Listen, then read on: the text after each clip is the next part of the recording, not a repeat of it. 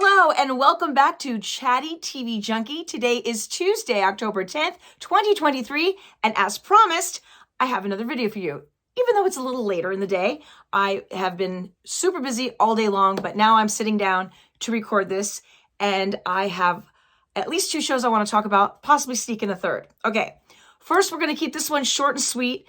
Golden Bachelor. I still love this show. It airs on Thursdays. I watched with my husband on Thursday, and we both really like this show. Like I mentioned last time, there's not the drama that there is in the younger version. He has really started to get to know some of these women. I have a personal prediction that he is not going to end up with the girl that he gave the first impression rose to. Now, I have not looked ahead. I apologize for my voice, though. I've been talking all day long, so I'm a little hoarse. They were getting along really well. The first impression rose girl, she's a little younger. And after seeing his reaction and bond to some of the other women who are a little older, I think he's going to end up with not only an older woman, more at his age, he's 71. I think he's going to end up with a woman. I didn't get that. Could you try again? I think he's going to end up with a woman that is also a widow. I don't think that he's going to end up with someone who's been married before and divorced. I think he's going to end up with a widow. And there are quite a few widowers on the show.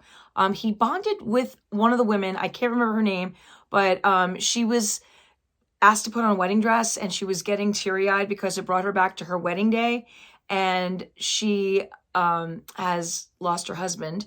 And so he saw that she was kind of off, was, getting that vibe. So he sat her down and said, "Hey, what's wrong?" And she told him, "I'm so sorry." She goes, "But wearing this dress brought back memories of my wedding, and it was a wonderful day. And, it's been 13 years since I lost my husband, but, it brought me back there." And he goes, "Absolutely, totally understand." He goes, "Listen," he goes, "sometimes it just hits me out of nowhere."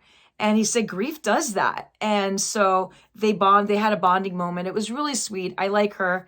I'll have to figure out what her name is, but it was really nice. It was a group date that was on. So my feeling is that he is going to end up with someone that's more his age, not a 60. I believe the girl that he gave the first impression rose to was like 60, 61. So about 10 years younger than him. That's just my opinion. We'll see how things go and see if I'm right. Okay, I am going to move on to the next show that I have not talked about yet, and that is Love is Blind. We're supposed to be getting the reunion, I believe, this Sunday, the 15th, and they've been releasing the show in batches, so if you have not started watching it, it's on Netflix. You can binge watch it. Basically, the show puts couples in these pods, and they can't see each other. The men are on one side, the women are on the other side. There's walls between them, and they get to know each other without seeing each other's faces. So you really get to know the person from the inside out, which is why they call it Love is Blind. And it's worked a lot of times. This particular season, we're not getting a lot of couples outside of the pod, because if you feel like you want to go to the next step, you have to propose to them. Then you meet in person. Then they send you to Mexico, I think for about 2 weeks, maybe a week, 2 weeks, and then you have to live together for a while before your wedding. So there's been a little bit of a problem this season. The major problem is between a man named Uche and Lydia.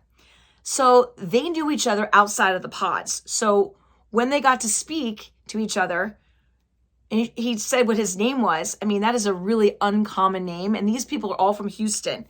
She recognized his voice first and then said, "What's your name?" He said, "Uche." She goes, "Yeah, I know you. We dated." He's like, "What?" And she said, "I'm Lydia. We dated." And they decided not to tell anybody about the fact that they knew each other, which was a disservice, because now Lydia knew the guy. Since she knew Uche, she knew that when the girls were coming back and talking about Uche, she had a leg up. So she knew who was possibly interested in him and all of this. So the one girl that he did become interested in, she became good friends with her. And when she was crying about what was going on in the pods. She said, no, you guys are perfect for each other. And she had this insight, and she started sort of feeding the other girl information that she really shouldn't have known unless it was disclosed by him. So in that aspect, I think that the experiment was ruined. I think they should have I think producers should have asked one of them to leave and maybe get cast the next season, or they should have made both of them leave and maybe brought one of them back or another on other seasons. I don't know. I just think that they kind of messed up the experiment with that. So Lydia ends up with another guy, a very young guy named Milton. At times, I think they're great together because they're both super smart. They both have the scientist thing in common. But on the other hand, he's so young. He's only 24 years old. She's 30. So in the long scheme of things, 6 years is not a big deal. But right now it kind of is, because he's 24 and you're 30 and she's 30. And I think especially because women mature faster than men, like for instance, living together, he's leaving his clothes everywhere and towels, wet towels everywhere. It's driving her bonkers. And she's not there to be his mom. She's there to be his potential wife. So I don't know if they're actually going to make it down the aisle. Then the third couple that they had, they didn't make it past Mexico. So this was JP and Taylor. And they're getting to know each other in the pods. Everything was great. They were communicating and talking. Well, when they met in person, he all of a sudden became super awkward. Then they were having a conversation, and he's like, well, I don't like the way you look with makeup. She's like, what are you talking about?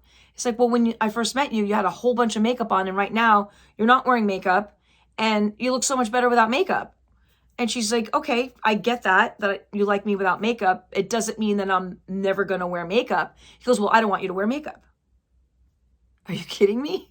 Oh, yeah. Let's just say that did not go down well. She spiraled. She left for the night, didn't spend the night with him that night, went into her own room, and then went up to him the next day and said, listen, you're not the same person in the real life as you were in the pods.